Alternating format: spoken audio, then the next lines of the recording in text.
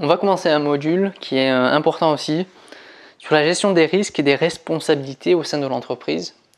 Donc dans la gestion des risques, il y a plusieurs types de responsabilités qui peuvent être remises en cause. La première responsabilité, c'est la faute personnelle. La deuxième, c'est la faute d'autrui. C'est-à-dire que la faute d'autrui, le chef d'entreprise, en fait, il est responsable des agissements de ses salariés. C'est-à-dire que si un salarié fait une erreur, dans le cadre de son travail et de ses fonctions, il blesse un client, il casse quelque chose chez un client, l'entrepreneur est responsable des actes de son salarié s'il a été bien sûr réalisé dans le cadre de son contrat de travail, et s'il n'est pas sorti de ce cadre de contrat de travail, c'est le chef d'entreprise qui va être responsable et qui va devoir financièrement rembourser tout ça, dédommager. Bon, bien sûr, la faute personnelle, c'est la faute de l'entrepreneur de lui-même. Toute personne a une faute personnelle, c'est-à-dire qu'on est responsable de nos actes et que quand on fait quelque chose, on doit assumer justement les conséquences. Troisième responsabilité, c'est la faute des objets. C'est-à-dire qu'on est responsable, bien sûr, de tout le matériel qui est dans l'entreprise, de son état de fonctionnement. Par exemple, dans une activité de production. Par contre, dans une activité de vente, on est responsable de tous les objets qu'on vend dans l'entreprise. C'est-à-dire que s'il y a un problème de qualité sur un produit qui a été vendu dans l'entreprise, le client, s'il a un problème, il va se retourner contre le magasin d'abord. Alors bien sûr, le magasin, il va pouvoir se retourner après contre le fournisseur. Mais celui qui est directement visé en première ligne, déjà, c'est le magasin. Parce qu'on est responsable de tous les produits qu'on vend dans notre magasin. Parce que c'est à nous de faire le tri sur la qualité que l'on vend, tout simplement. Après, bien sûr, le magasin, il va pouvoir se retourner contre le producteur, justement de ce produit, en disant, attention, votre qualité, elle a été remise en cause, on a eu tant de plaintes, et donc du coup, l'entreprise va pouvoir se faire dédommager. Mais c'est encore pareil, des démarches administratives très lourdes. Et vous avez ce qu'on appelle les responsabilités en cas de force majeure. Donc tout simplement, aujourd'hui, on n'a pas le pouvoir de gérer la météo, on n'a pas le pouvoir de gérer les tremblements de terre, de gérer les tempêtes, de gérer les inondations. Et donc il peut, en cas de problème matériel, en cas de, justement de ces catastrophes naturelles, on a ce qu'on appelle une responsabilité de force majeure, donc qui est prise en charge par les assurances et qui permet d'être dédommagé. Et du coup, la responsabilité, ce n'est pas une personne en particulier, mais c'est ce qu'on appelle la responsabilité de force majeure. Parce qu'il y a eu un accident climatique et un accident industriel. Une usine qui explose entièrement. Alors bien sûr, l'usine peut être remise en cause, mais d'abord, c'est aussi un cas de force majeure. Et donc, pour pallier à ça, un moyen de prévention, c'est ce qu'on appelle l'assurance. En fait, c'est une technique de collectivisation justement du risque. C'est-à-dire qu'il y a tout le monde qui a une assurance habitation, une assurance pour sa voiture, une assurance pour des entreprises, il en existe énormément.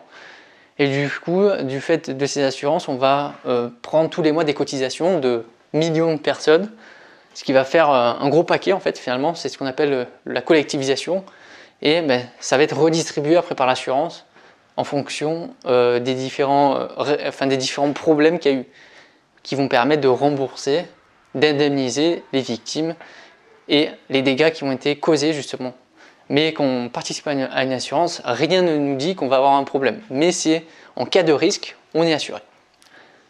Ensuite, maintenant, il y a une deuxième partie sur la gestion des risques, c'est comment préserver la santé du salarié dans le cadre de son travail.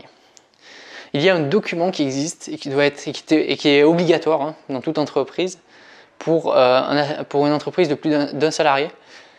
C'est le DUER. C'est le document unique d'évaluation des risques professionnels qui doit être réalisé tous les ans. Tout simplement, ça sert à quoi? C'est à prévenir tous les risques qui peuvent exister. Donc, c'est-à-dire que là, vous avez un tableau de gestion des risques. Donc là, il est vierge par exemple, mais c'est pour avoir une idée. Ce graphique de gestion des risques, justement, il est issu de ce qu'on appelle un tableau de gestion des risques. Dans ce tableau, vous allez lister justement tous les risques possibles pour votre salarié. Ça peut être de tomber d'un escabeau, ça peut être de se couper avec un cutter, ça peut être qu'il y ait un objet qui tombe sur sa tête, ça peut être qu'il glisse en magasin, ça peut être qu'il y ait des violences contre un client, ça peut être qu'il fasse, je sais pas, une erreur informatique comme c'est arrivé aussi dans une entreprise où une personne, en faisant une erreur informatique, a redistribué des millions d'euros quelque part. Donc ça, c'est des risques qui peuvent exister.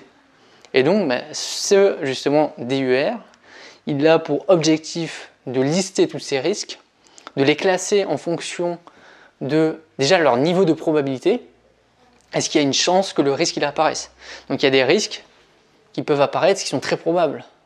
Par contre, il y a des risques que, oui, ils peuvent apparaître, mais ils sont extrêmement peu probables. Qu'il y ait une explosion dans votre magasin, j'espère bien que c'est très peu probable. Mais ça peut arriver. Et ensuite, vous les classez aussi par niveau de gravité. C'est-à-dire, ok, on a peut-être un risque qui est extrêmement probable. Donc par exemple, qu'un salarié se coupe avec un cutter. Par contre, bon, le niveau de gravité, apparemment, avec un cutter, on n'est pas censé se tuer, hein, a priori. Donc, il y a quand même un niveau de gravité qui est assez faible ou moyen. Donc ça veut dire que ce risque-là, on ne va pas le traiter en priorité. C'est une zone de priorité, hein, vous voyez. C'est des risques, bon, ok. Par exemple, le risque qui est extrêmement peu probable, et en plus qui a une gravité qui est très faible, on ne va pas le traiter en urgence. Donc vous avez des zones de priorité en fonction de leur degré de probabilité et de leur degré de gravité. Si c'est grave et très probable, voilà, si c'est vraiment une zone de priorité qui est super importante. Parce que c'est à la fois probable ici et à la fois très grave. Donc ça veut dire que s'il arrive, ça peut mettre en péril la santé de vos salariés et la santé de l'entreprise forcément. Donc le DER, ça a pour but de récapituler tout justement les risques qui peuvent exister, de les classer en fonction du niveau de probabilité et du niveau de gravité, ce qui donnera à l'issue des zones de priorité de gestion, et donc de mettre en place des plans d'action justement et de prévention. Comment prévenir ce risque, et quand ce risque il arrive, comment faire pour agir, pour limiter ce risque et le réparer. Donc c'est ça le DER.